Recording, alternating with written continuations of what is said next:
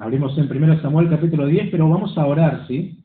Así no hacemos la lectura dos veces. Vamos a orar y después, a medida que avanzamos, desarrollamos. Señor, te damos gracias. Qué precioso es cantar como iglesia, escuchar a los hermanos cantar también.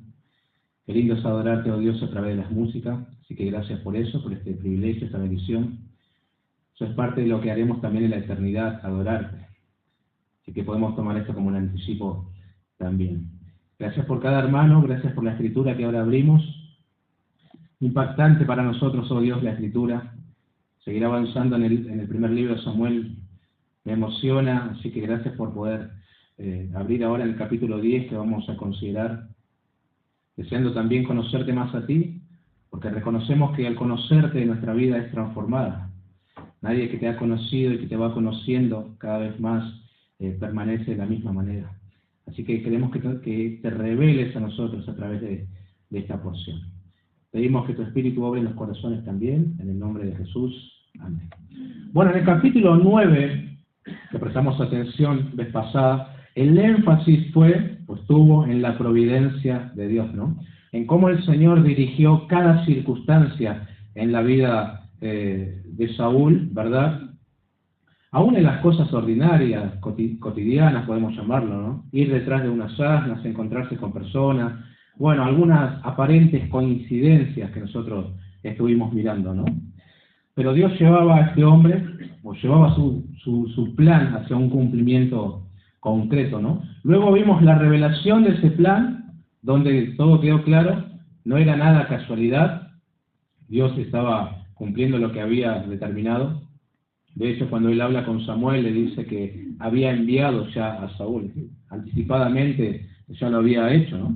Y finalmente consideramos la confirmación privada del llamamiento, donde Dios ahí trató con Saúl de manera personal. Recuerden que Samuel estuvo, hablando palabra del Señor, cosas que se nos están ocultas, no están aquí en el relato, pero todo eso fue antes de la exposición pública de Saúl. Y ahí quedamos nosotros.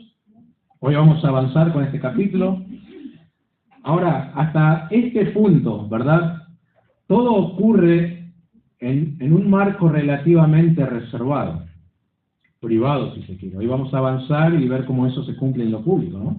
Pero hasta aquí Dios guía, revela y Dios establece.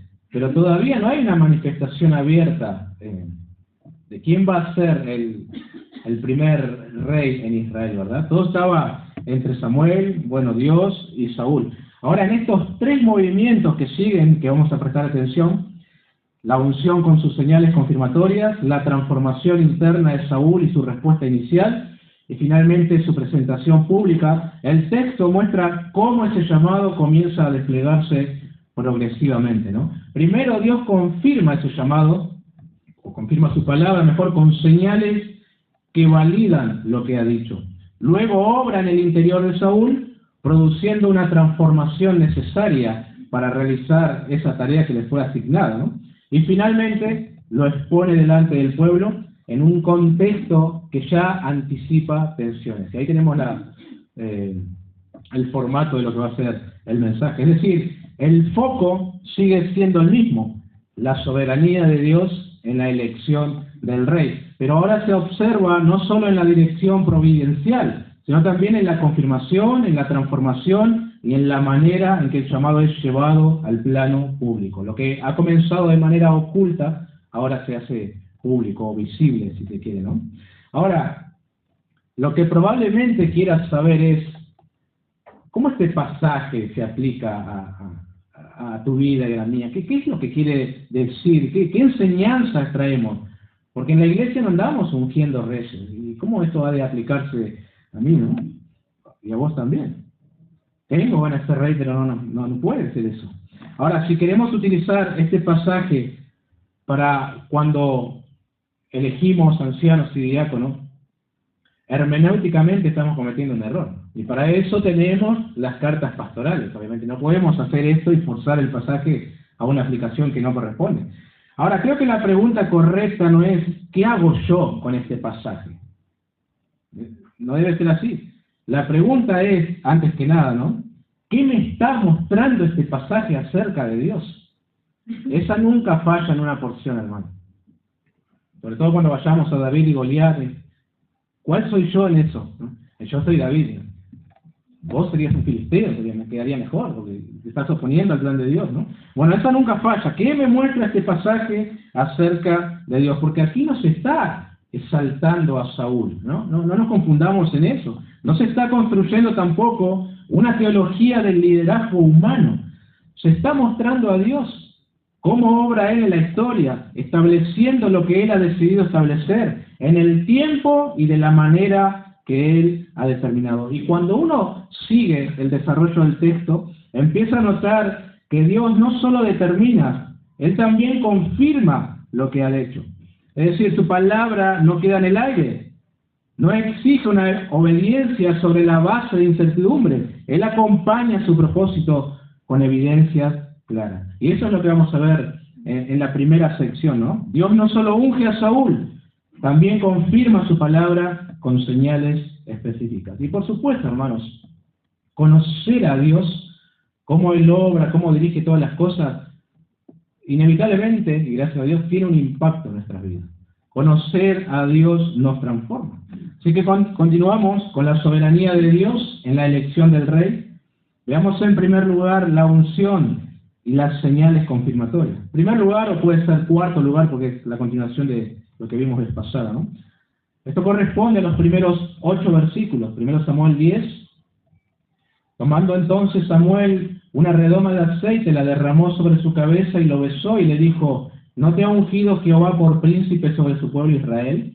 Hoy, después que te hayas apartado de mí, hallarás 2 hombres junto al sepulcro de Raquel, en el territorio de Benjamín, en Selsa, los cuales te dirán: las asnas que habías ido a buscar se han hallado. Tu padre ha dejado ya de inquietarse por las asnas y está afligido por vosotros, diciendo: ¿qué haré acerca de mi hijo? Y luego que de allí sigas más adelante y llegues a la encina de Tabor, te saldrán al encuentro 3 hombres que suben a Dios en Betel, llevando uno 3 cabritos, otro 3 tortas de pan y el tercero una vasija de vino, los cuales, luego que te hayan saludado, te darán 2 panes, los que tomarás de mano de ellos. Después de esto llegarás al collado de Dios, donde está la guarnición de los filisteos, y cuando entres allá en la ciudad encontrarás una compañía de profetas que descienden del lugar alto, y delante de ellos salterio, pandero y flauta y arpa, y ellos profetizando. Entonces el Espíritu de Jehová vendrá sobre ti con poder, y profetizarás con ellos, y serás mudado en otro hombre. Y cuando te hayan sucedido estas señales, haz lo que te viniera a la mano, porque Dios está contigo. Luego bajarás delante de mí a Gilgal, entonces descenderé yo a ti para ofrecer holocaustos y sacrificar ofrendas de paz. Espera 7 días hasta que yo venga a ti y te enseñe lo que has de hacer. Bueno, Samuel unge a Saúl. Acá hay un acto simbólico de consagración, ¿no? Los que suelen leer el Antiguo Testamento lo saben.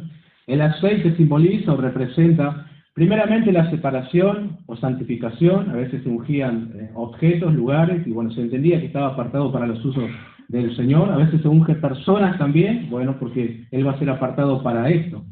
El beso de Samuel, una señal de apoyo para Saúl, una señal de respeto, lealtad, homenaje también. Y luego viene la declaración que seguramente habrá dejado pasmado a este hombre que sencillamente había salido a buscar las asnas de su padre que se habían perdido, y que de repente un hombre de Dios le dice que él va a ser el nuevo rey de Israel. No sé qué habrá pensado Saúl al escuchar eso. Probablemente que el viejo Samuel estaba fuera de sus cabales. ¿Cómo va a decir que yo soy rey si Israel no tiene rey? Además yo, que soy el más insignificante, de un pueblo chico, con una familia que no tiene mucho. Ahora supongo, como esto es muy difícil de digerir, ¿no? Es difícil de creer, es difícil de aceptar. Es entonces cuando el profeta le da señales muy concretas que van a confirmar la palabra que él ha recibido. Y esto es coherente con la manera en que Dios obra, hermanos. En porciones del Antiguo Testamento Dios se ha manifestado de esta manera. Dice algo y después confirma también, y en ocasiones hasta el mismo hombre demanda una señal. Noten que con Moisés pasó lo mismo. Dios le habla en la zarza ardiente, ¿recuerdan? Y le da una comisión clara, pero también le conceden señales. Una vara que se convierte en serpiente, y luego que él mete su mano, sale leprosa, la vuelve a meter, sale limpia. Bueno, son señales. Ahora, no porque la palabra de Dios fuera insuficiente, sino para afirmar al hombre que debía obedecer, ¿no? El domingo pasado yo también mencioné a Gedeón. Él recibe señales. Dios le habló, le declaró que lo usaría para librar a Israel, pero Gedeón pide confirmación, y Dios en su paciencia le da señales claras. Apareció un ángel, él pidió un tiempo para prepararle unos alimentos, una ofrenda. Bueno, finalmente el ángel hizo un milagro, consumió todo, etc. Después, ¿recuerdan lo del vellón de lana? Esa porción. Si aparece seco y todo lo demás mojado, bueno, Dios da lo que es. Si aparece mojado y todo lo demás seco, otra vez una señal y Dios lo va concediendo, ¿no? Podemos añadir también al propio Señor Jesús.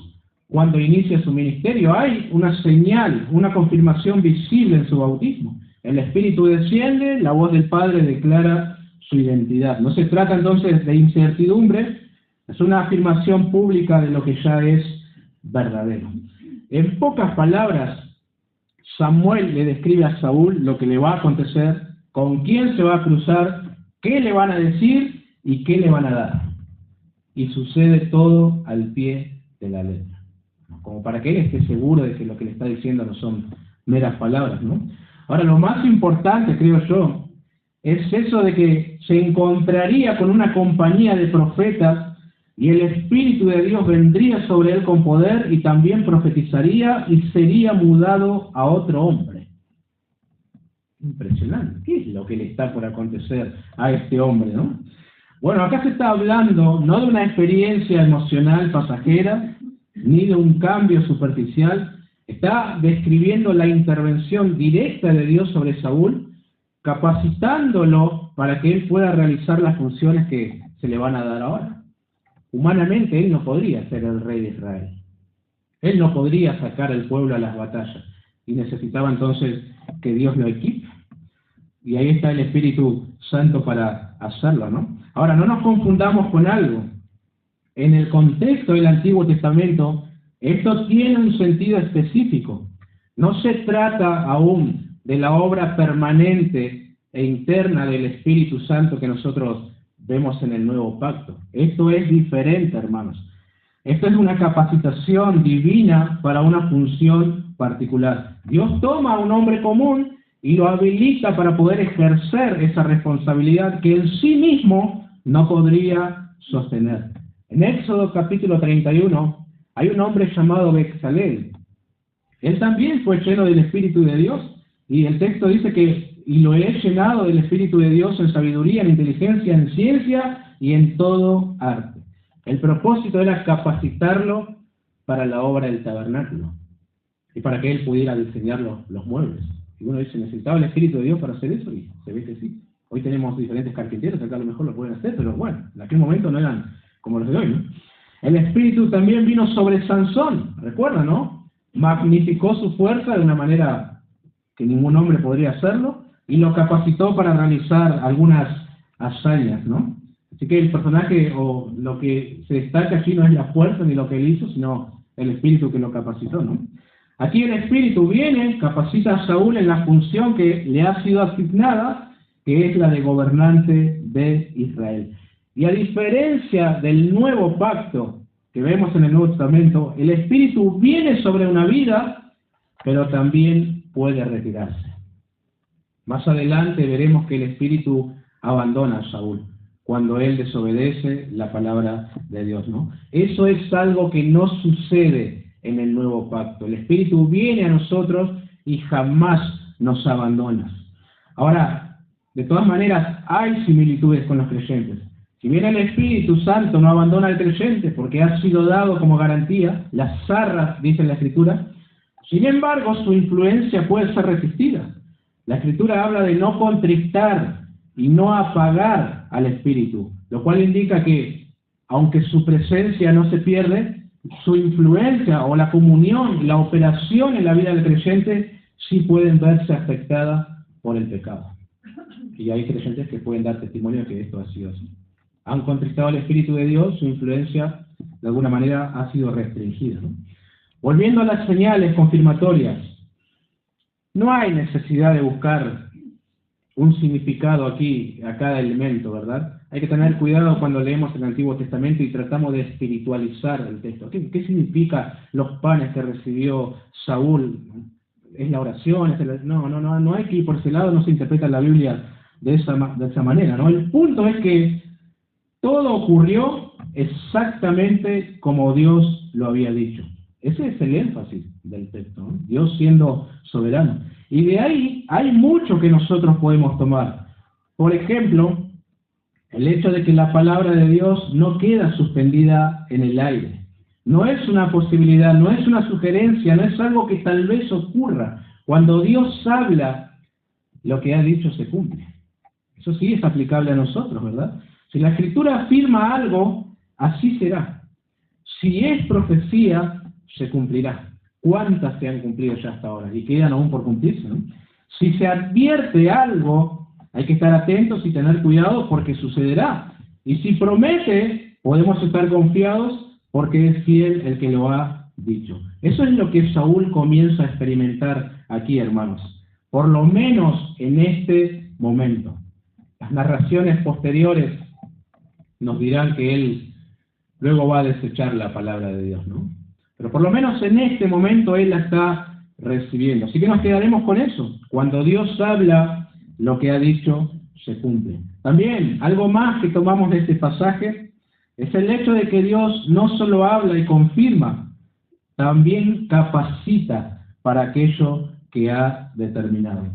Saúl, hermanos, no sale de este encuentro siendo el mismo en términos funcionales.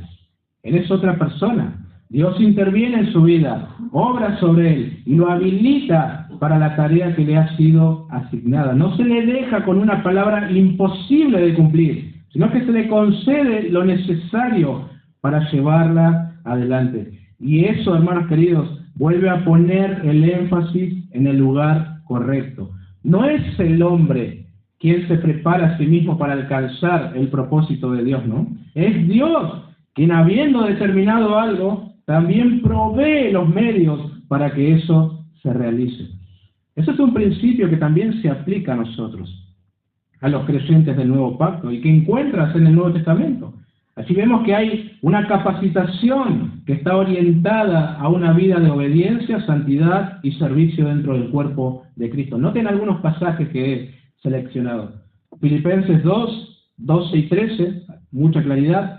Ocupaos en vuestra salvación con temor y temblor, porque Dios es el que en vosotros produce así el querer como el hacer por su buena voluntad. El mandato está, pero inmediatamente se afirma que Dios es quien obra internamente para hacerlo posible.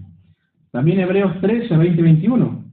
Dios os haga aptos en toda obra buena para que hagáis su voluntad, haciendo Él en vosotros lo que es agradable delante de Él por Jesucristo. No solo pide obediencia, Él también opera en el creyente para producirla. Otro ejemplo, 2 Pedro 1:3, como todas las cosas que pertenecen a la vida y la piedad, nos han sido dadas por su divino poder. Es decir, no nos falta provisión. Tenemos todos los recursos. Dios ya ha dado lo necesario para vivir conforme a su voluntad.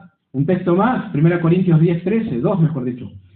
No os ha sobrevenido ninguna tentación que no sea humana, pero fiel es Dios que no os dejará ser tentados más de lo que podéis resistir, sino que dará también juntamente con la tentación la salida para que podáis soportar. Aún en la prueba, Dios provee los medios para que puedas salir, prevalecer y bueno, hacer su voluntad, ¿no? Perseverar también. Una última, Efesios 2:10, porque somos hechura suya, creados en Cristo Jesús para buenas obras, las cuales Dios preparó de antemano para que anduviésemos en ellas. Dios no solo nos manda a hacer buenas obras, Él nos equipa para poder hacerlas, ¿verdad? Nos prepara y dispone el camino. Todos estos versículos sostienen el mismo principio que estamos viendo en la vida de Saúl, ¿verdad? Pero aplicado correctamente al creyente. Dios no deja al hombre solo frente a un mandato. Dios obra en él y le provee lo necesario para vivir en obediencia. Por eso cuando alguien es desobediente a Dios, no es por falta de recursos, es por obstinación, ¿verdad? Porque Dios te ha provisto de todo para que vivas conforme a su voluntad. El versículo 8, volviendo a 1 Samuel capítulo 10, este es un versículo importante en la narración, porque hay una indicación para Saúl. Hasta aquí Saúl ha recibido la unción, señales confirmatorias y la capacitación inicial por medio del Espíritu. Pero ahora aparece algo distinto, noten, una orden que requiere obediencia consciente. Samuel le dice que descienda delante de él a Gilgal y que espere 7 días hasta que él venga para ofrecer sacrificios e indicarle lo que debe hacer. Ya no se trata de lo que Dios hace, ¿verdad? Se espera una respuesta también de parte de Saúl, cómo él responde a lo que Dios ha dicho. Y este versículo, hermanos, da para marcarlo, porque es como una especie de línea de prueba. Más adelante, en el capítulo 13, precisamente en Gilgal, Saúl falla en este punto. No espera conforme a la palabra que le fue dada y desobedece al mandamiento, ¿no? Él va a actuar por presión y ahí se va a evidenciar el problema de fondo, su relación con la palabra de Dios. Bueno, Saúl fue ungido, Dios confirmó su llamado con señales. En segundo lugar, la transformación y la respuesta inicial, versículo 9 al 16. Aconteció luego que al volver él la espalda para apartarse de Samuel, le mudó Dios su corazón, y todas estas señales acontecieron en aquel día. Y cuando llegaron allá al collado, he aquí la compañía de los profetas que venía a encontrarse con él, y el Espíritu de Dios vino sobre él con poder y profetizó entre ellos. Y aconteció que cuando todos los que le conocían antes vieron que profetizaba con los profetas, el pueblo decía el uno al otro: ¿qué le ha sucedido al hijo de Cis? ¿Saúl también entre los profetas? Y alguno de allí respondió diciendo: ¿y quién es el padre de ellos? Por esta causa se hizo proverbio: también Saúl entre los profetas, y cesó de profetizar y llegó al lugar alto. Un tío de Saúl dijo a él y a su criado: ¿a dónde fuisteis? Y él respondió: a buscar las asnas. Y como vimos que no aparecían, fuimos a Samuel. Dijo el tío de Saúl: yo te ruego que me declares qué os dijo Samuel. Noten el versículo 16. Y Saúl respondió a su tío: nos declaró expresamente que las asnas habían sido halladas.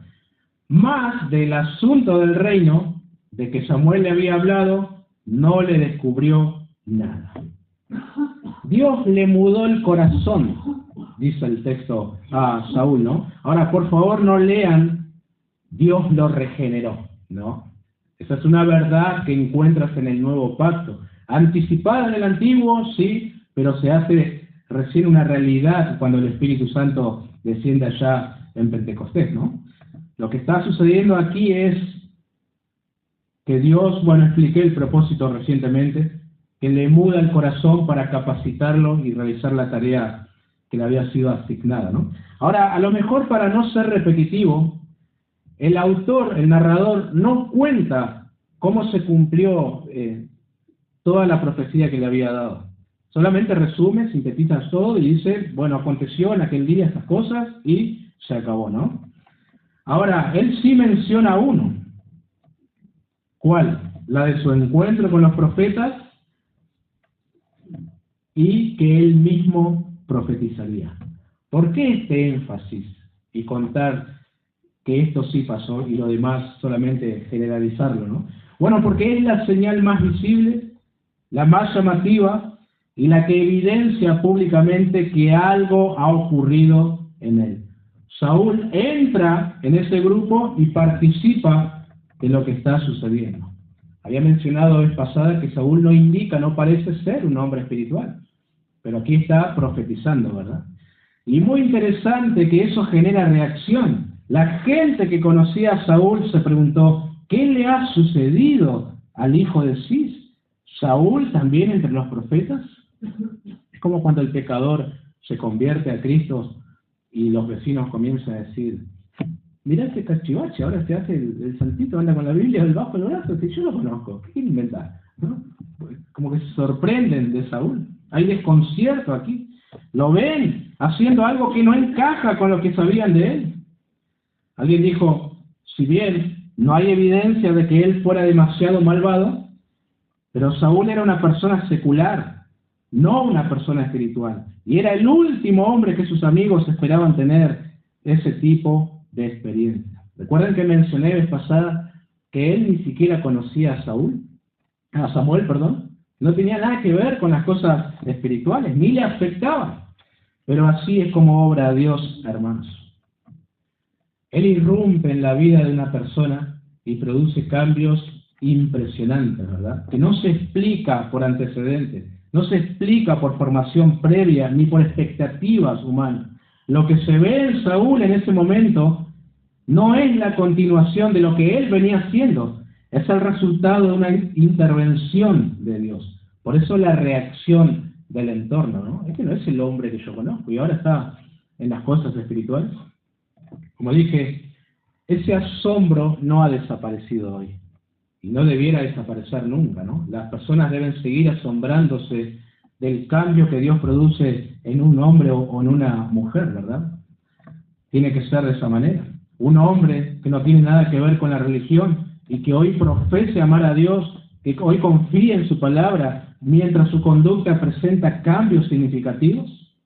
De hecho, ese es un poderoso testimonio del Evangelio, del obrar de Dios en las personas, ¿no? Ese es un verdadero milagro. Hay mucha gente que anda corriendo por diferentes iglesias buscando su milagro. Este es un milagro, hermanos. Dios cambiando el corazón de una persona y haciéndole a alguien diferente, ¿verdad? Muchos arrancan bien, con cambios tremendos, pero luego, como Saúl, se terminan apartando de Dios su palabra. Queremos añadir algo más al verdadero milagro, es la perseverancia también, ¿no? Ese es uno de los milagros más preciosos que hace Dios. Cambiar el corazón y que esa persona persevere en sus caminos, ¿no? Así que acá tenemos a un Saúl transformado por Dios, capacitado para una tarea específica. Pero eso no es todo, la porción no se detiene en la obra de Dios sobre Saúl. También empieza a mostrar cómo Saúl responde a esa obra. Después de todo lo que ha ocurrido hasta aquí, la unción, las señales, la transformación, cuando Saúl regresa y su entorno le pregunta, ¿no les llama la atención a ustedes que su respuesta es medio parcial en cuanto a lo que le ha acontecido? Cuenta lo de las asnas, menciona el encuentro, pero guarda silencio con respecto a lo más importante, el reino. Su vida, él fue profetizado como rey y él guarda silencio. ¿Por qué?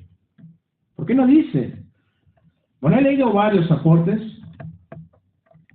menciono dos solamente, no hay necesidad de caer en la especulación tampoco, pero algunos observan connotaciones negativas en esto, ¿no?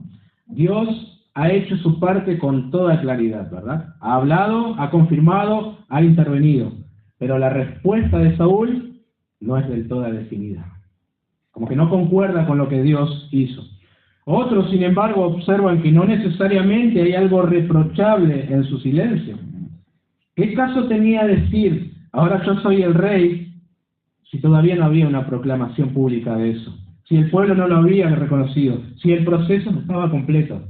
Se le iban a matar de la risa. ¿Cómo que es todo rey? ¿Su corona? La gente que... ¿Quién te ha hecho rey? Y por eso él decide guardar silencio, ¿no? Bueno, es una posibilidad, tiene peso ese punto, porque el mismo desarrollo del texto muestra que todavía faltaba en que Dios lo iba a proclamar públicamente como rey, ¿no? No era algo que Saúl debía instalar por iniciativa propia, no correspondía adelantarse.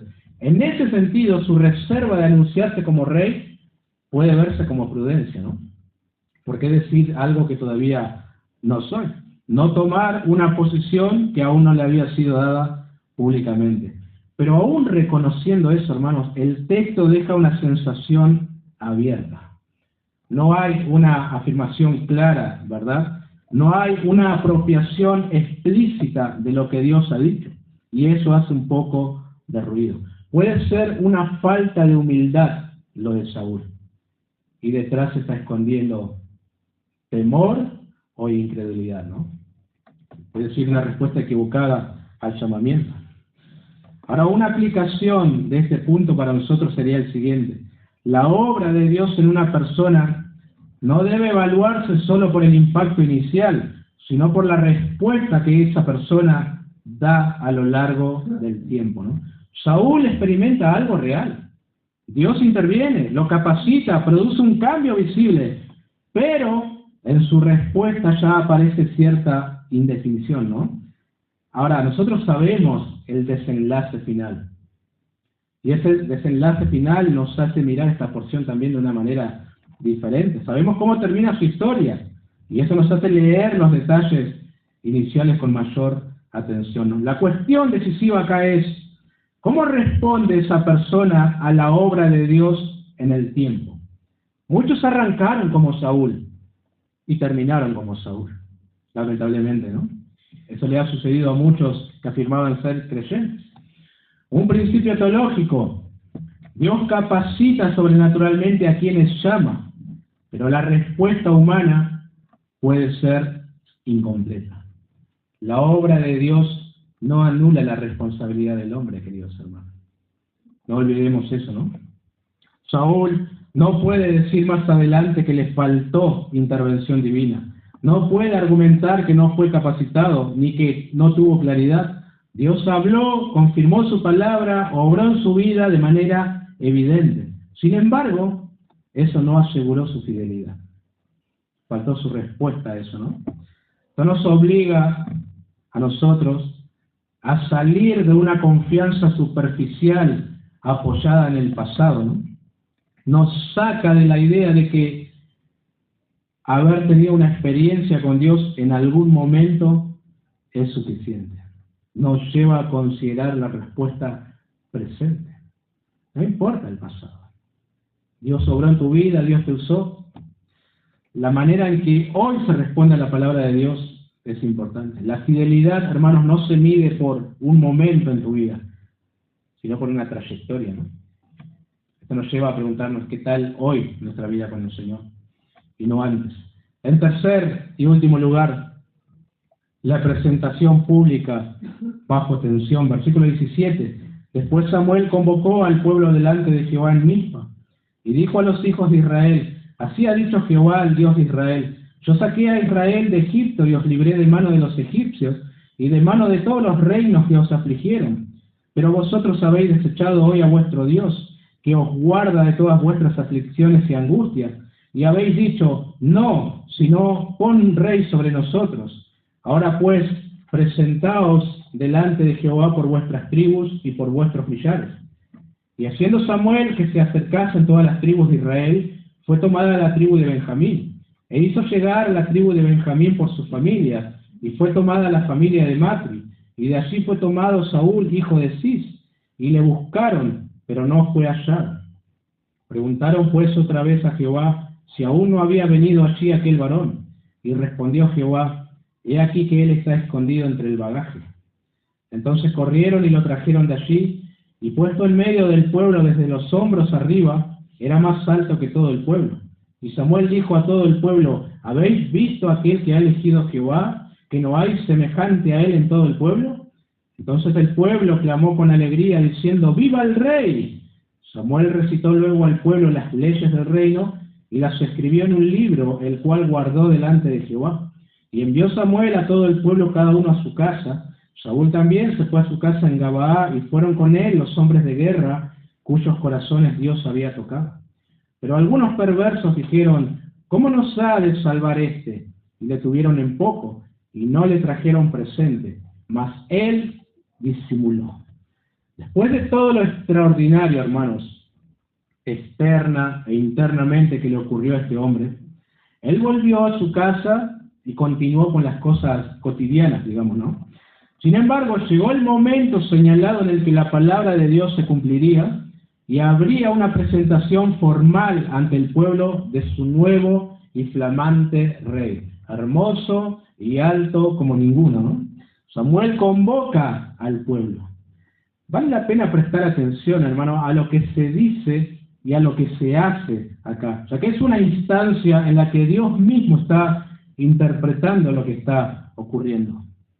Lo primero es la confrontación espiritual del pueblo, ¿no? Samuel recuerda a cada uno de los israelitas lo que Dios ha hecho por ellos, cómo lo ha librado, cómo ha actuado a su favor, guardándolo en sus aflicciones y angustias. Y luego confronta directamente al pueblo.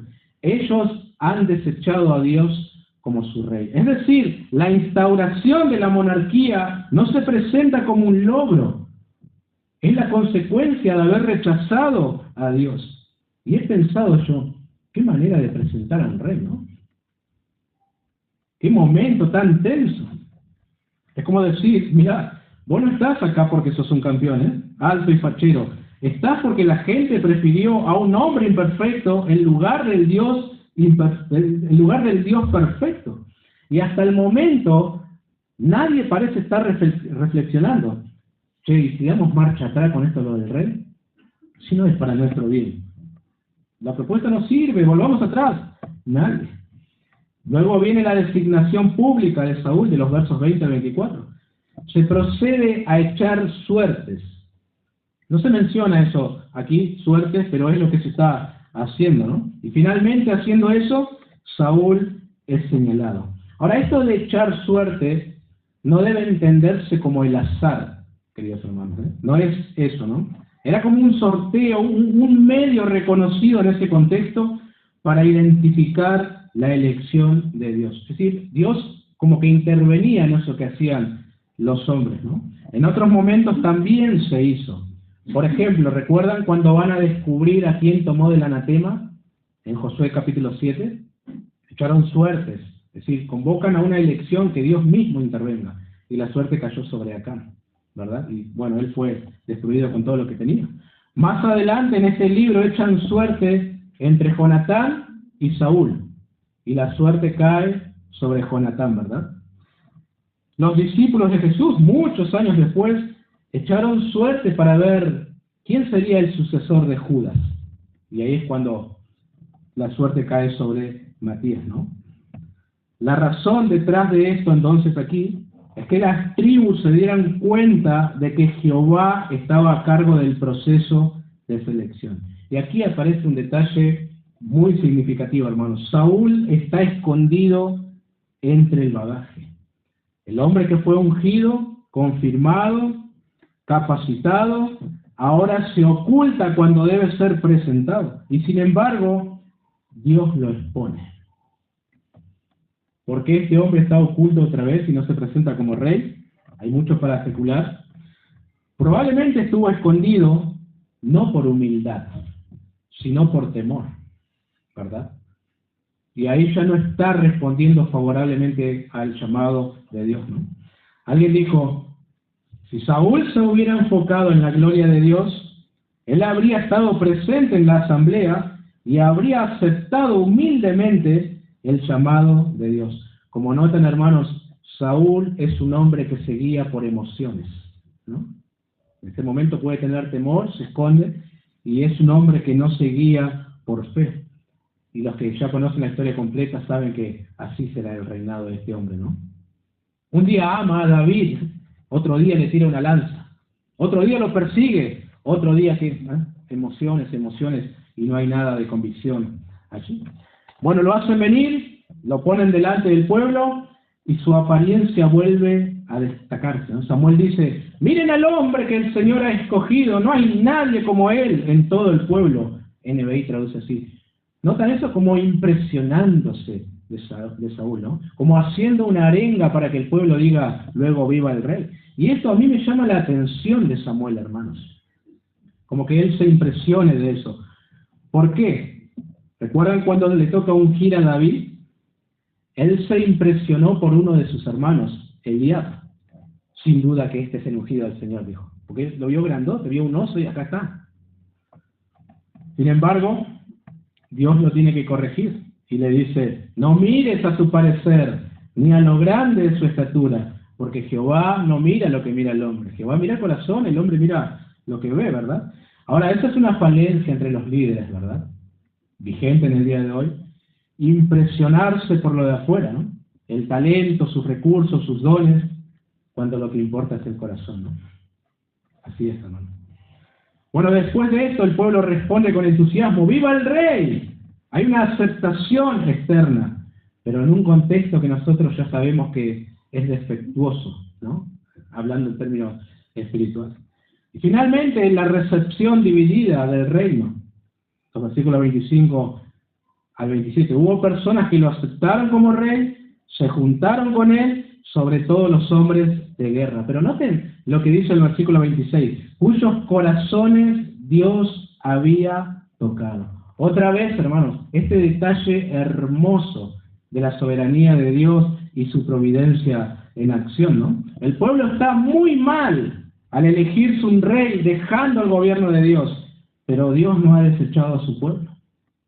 Fue Dios quien dijo, está escondido ahí detrás del bagaje. Impresionante, ¿no? Algunos dicen, hay que ir a Dios y orar solamente pidiendo cosas importantes.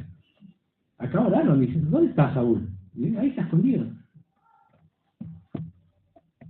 Se me ocurren aplicaciones, pero no quiero extenderme demasiado, ¿no?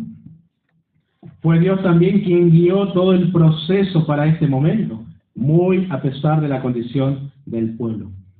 Pero al mismo tiempo hay otros del pueblo que lo cuestionan, lo menosprecian y no le traen un presente. No le traen regalos como rey, ¿no? ¿Por qué, hermanos?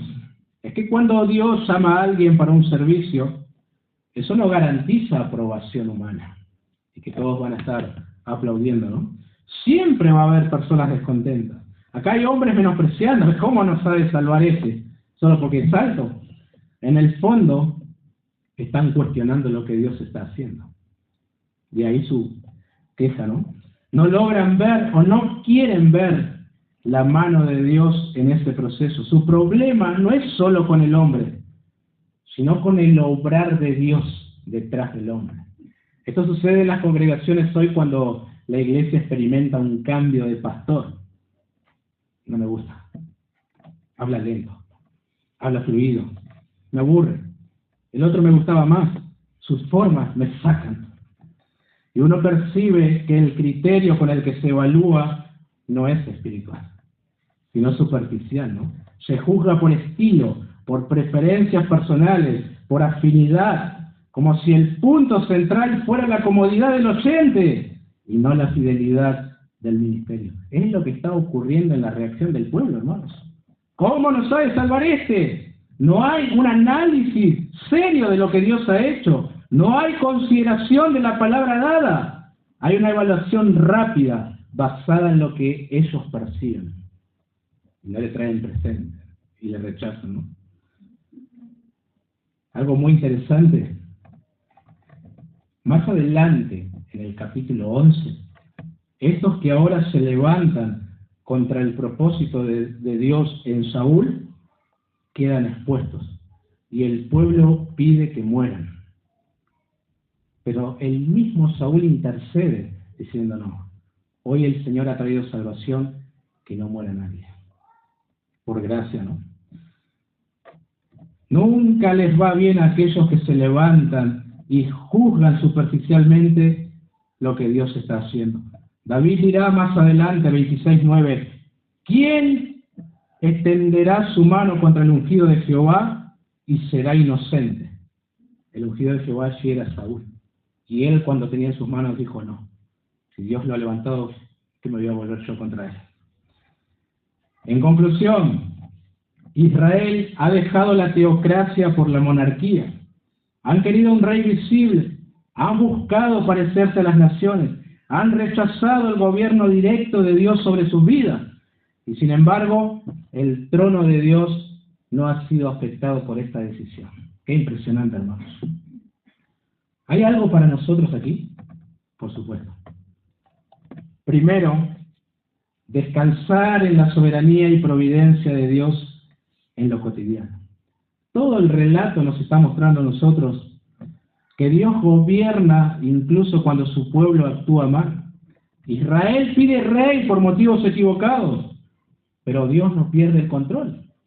Ordena los eventos, dirige las decisiones, mueve los corazones y cumple su propósito. Hermanos, hoy vivimos como si el mundo estuviera fuera de control, ¿no? Cada generación experimenta lo mismo. Parece que esto se ha salido de las manos, como quien dice. Parece a momentos un caos. Parece una bomba con la mecha encendida, lista para explotar.